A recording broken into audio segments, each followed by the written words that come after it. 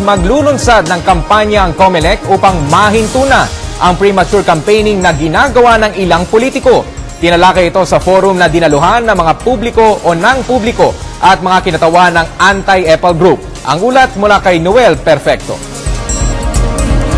Para tuluyan ng matigil ang maagang pangangampanya ng mga kandidatong nais makaisa sa kanilang makakaharap sa darating na lokal at nasyonal na halalan sa 2013, formal lang tinanggap ng Commission on Elections ang ipinaabot na tulong ng grupong Anti-EPAL.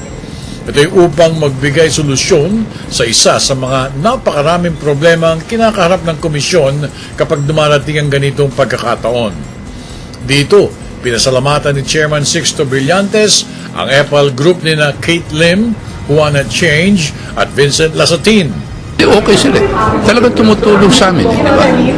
Nakakatulong sa amin dahil ngayon hindi namin problema na yung mga EPAL. Sila na bahala. Kami naman supportive na lang. Hindi naman namin talaga kaya. Wala namang illegal sa ginagawa nito mga ito. Pero ngayon, pag sinabi mong hindi maganda, immoral, unethical, ibang usapan yun. Hindi na namin ito. Basta we support them totally. Pero sa palagay niyo makatutulong itong grupo ito?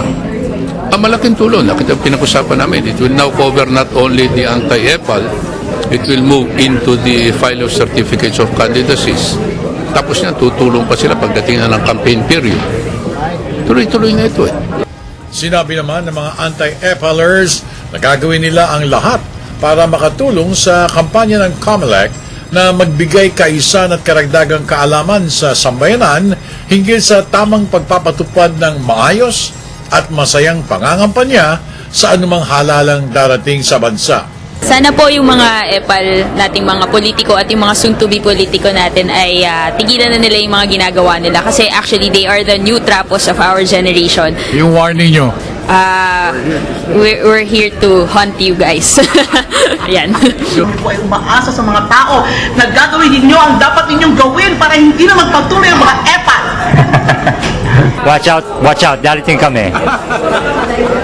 Layunin ng kampanya na paalalahanan ng lahat ng mga may balak mga kandidato sa pagpapatupad ng tamang pangangampanya at ang paglalagay ng mga streamers, billboard at posters sa tamang kalalagyan. Kanya-kanyang bayan yan eh, kanya-kanyang kandidato. Ang bago kong message siguro is, huwag nyo naman padumihin masyado yung sarili nyong bayan. Di ba? Pag pinuno nyo yan ng puro EPAL, dumudumi yung sarili nyong bayan. Hindi naman maganda tignan mo. Nagbabala rin ng mga anti-EPAL group na hindi sila titigil sa kanilang kampanya hanggat hindi humihinto ang mga EPALers sa kanilang early at irresponsible campaigning. Para sa Telebisyon ng Bayan, ako naman si Noel Perfecto.